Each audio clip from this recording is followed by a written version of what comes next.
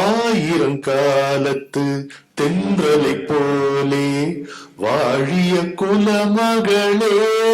பாருங்களேன், உன்னை அருகினில் இருந்து பார்த்து கொண்டிருப்பாள் அழகிய கலைமகளே, அழகிய கலை மகள். சொல்லுங்க, இதுக்கு பதில் அடுத்த பாட்டுல இருக்கு. அந்த பாட்டுல இருக்கு. அற்புதமா இதாச்சு. இதுல ஒரு கேள்வி நம்ம முத்தையாவை கேட்டோம்னா ஒரு அற்புதமான பதில் சொல்வார். நல்லா தானே இருந்தார் கண்ணகி கூட. நாமம் தொலையாத இன்பமெல்லாம் துண்ணினார் மண்மேல் நிலையாமை கண்டவர் போல் நின்று, அப்படித்தானே அந்த மனையறக்காதை முடிக்கிறாரு. என்ன ஆச்சு? அதாவதுங்க, அது இளங்கோவடிகள் ஒரு எவ்வளவு பெரிய உளவியல் அறிஞர் அப்படிங்கிறது சிலப்பதிகாரத்துல தெரியும். கண்ணகியும் கோவலனும் வாழ்ந்த வாழ்க்கை மகிழ்ச்சியான வாழ்க்கை தான். அந்த இல்லறம் நல்ல இல்லறம் தான்.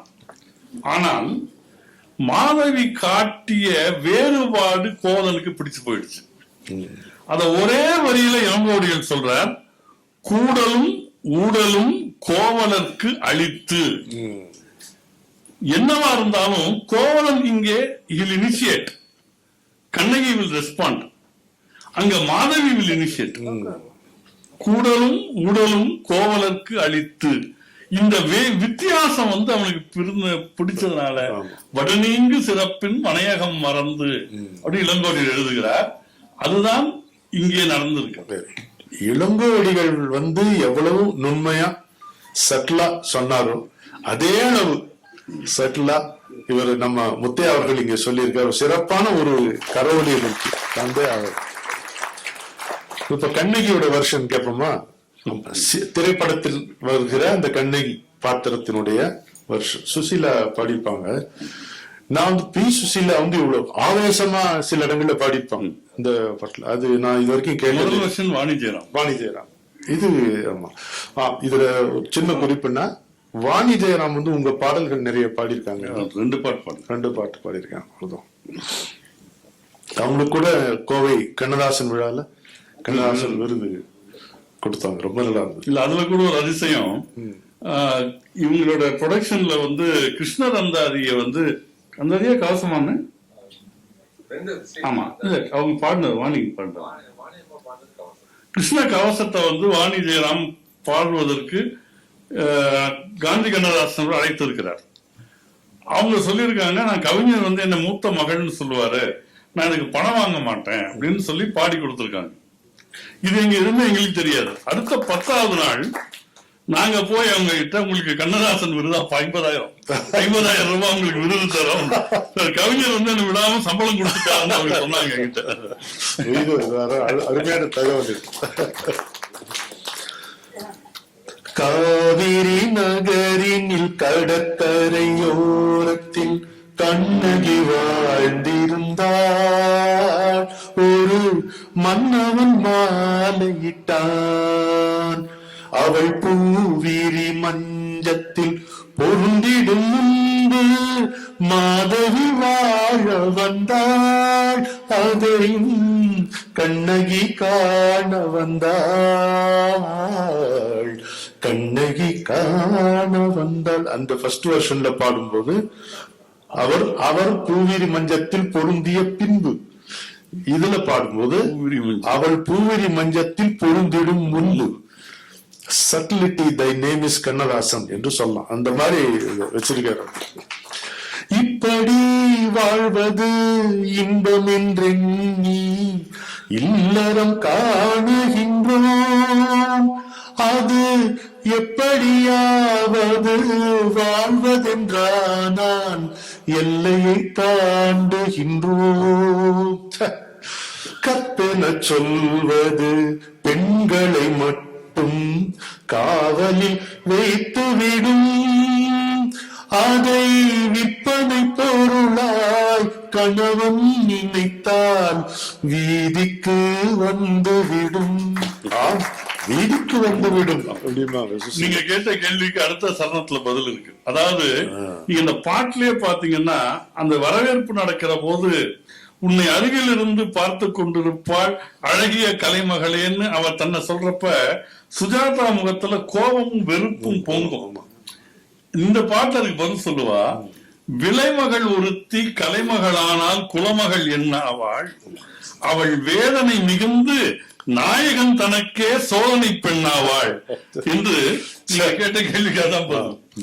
விலைமகள் ஒருத்தி கலைமகளானால் குலமகள் என்னாவாள், அவள் வேதனை மிகுந்து நாயகன் தனக்கே சோதனை பெண்ணாவாள். அப்புறம் வருவது வரட்டும் நான் ஒரு பெண்தான் வாழ்ந்தே காட்டுகின்றேன். இதுக்கப்புறம் நீங்க சொல்லுவீங்க, யாராலும் முடியாதுங்க, கவியரசரால் தான் முடியும். இது பாருங்க, வருவது வரட்டும் நான் ஒரு பெண்தான் வாழ்ந்தே காட்டுகிறேன், என் வாழ்க்கையை இறைவன் காக்கவில்லை என்றால் கோயிலை பூட்டுகிறேன், கோயிலை பூட்டுகிறேன். 109வது நிகழ்ச்சியில இந்த பாடல் முதல் முறையாக வருகிறது. துரை இதே இவர் தான் செய்வார். இந்த மாதிரி இந்த எத்தனை நிகழ்ச்சி கூப்பிட்டாலும் சரி, இது வரைக்கும் இந்த நிகழ்ச்சியில வராத பாடல்கள்ல நம்முடைய அண்ணாதுரை கண்ணதாசன் கொண்டு வருவார். அது மாதிரி முத்தையாவும் இன்றைக்கு கொண்டு வந்திருக்காரு. இது 2வது பாட்டு, இது வரைக்கும் இடம் பெறாத பாட்டு. அற்புதம். பா, ஒரு வழியா அது முடிச்சோம். ஆமா.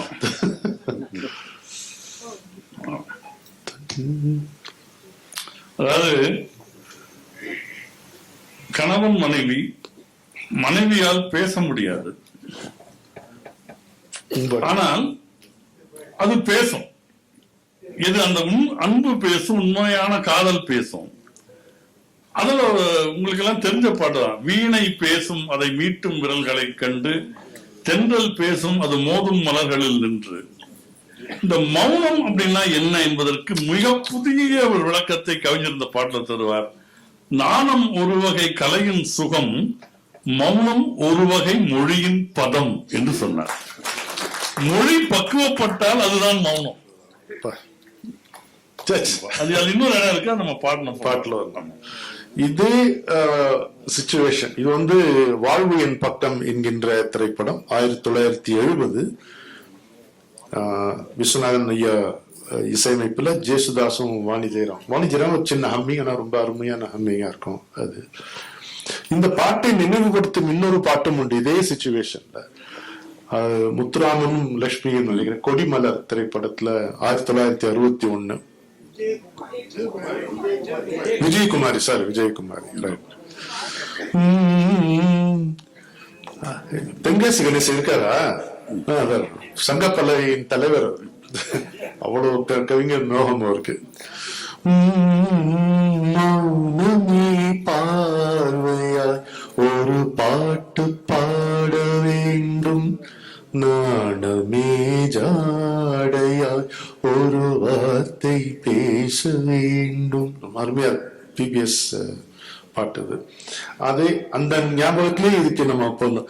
வீணை பேசும் அதை மீட்டும் விரல்களை கண்டு, தென்றல் பேசும் அது மோதும் மலர்களில் நின்று. வீணை பேசும் அதை மீட்டும் விரல்களை கண்டு, தென்றல் பேசும் அது மோதும் மலர்களில் நின்று. நாணம் ஒரு வகை கலையின் சுகம், மௌனம் ஒரு வகை மொழியின் பதம்.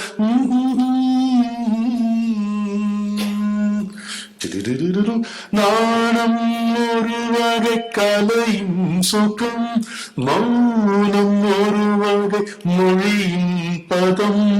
தீபம் எப்போது பேசும் கண்ணி தோன்றும் தெய்வத்தில், தீபம் எப்போது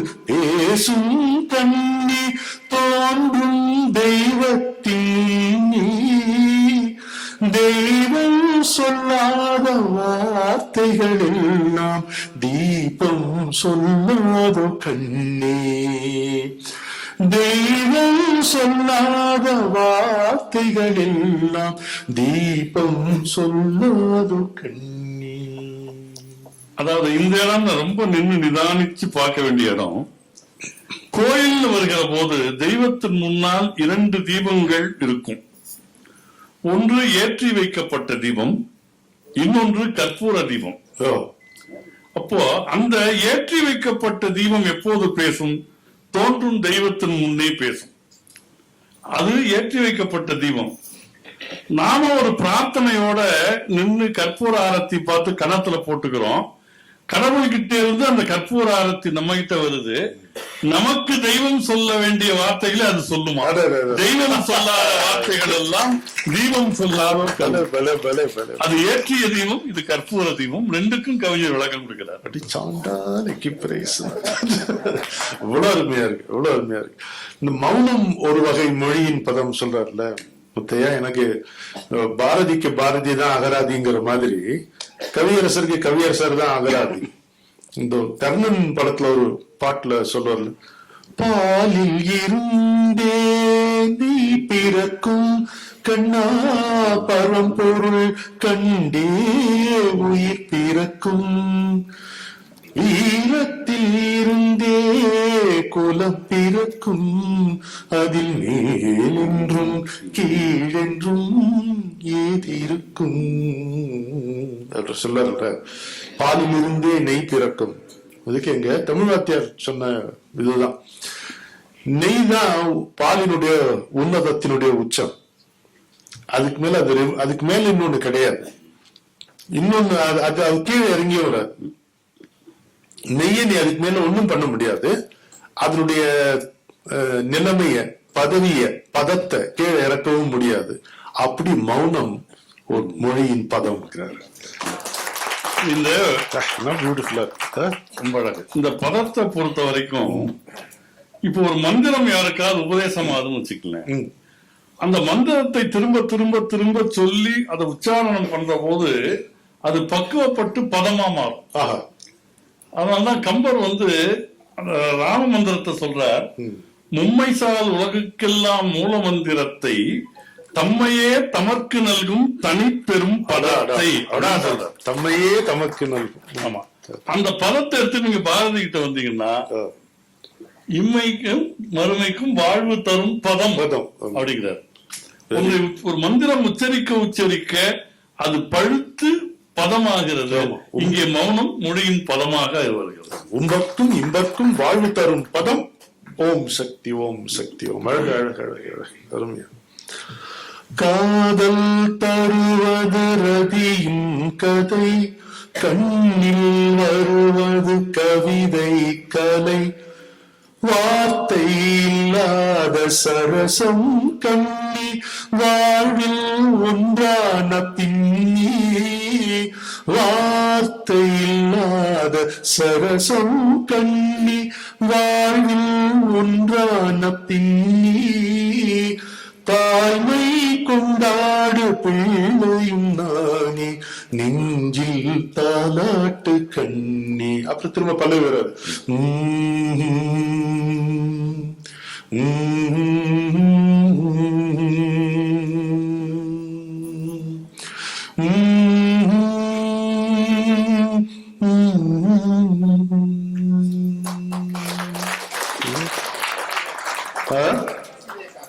சசிரேகாவா பத்தியா?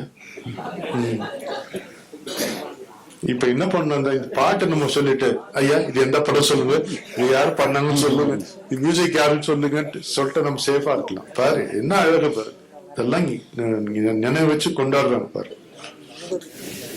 கவிஞருக்கு இருக்கக்கூடிய கிருஷ்ண பக்தி என்பது எல்லை இல்லாதது.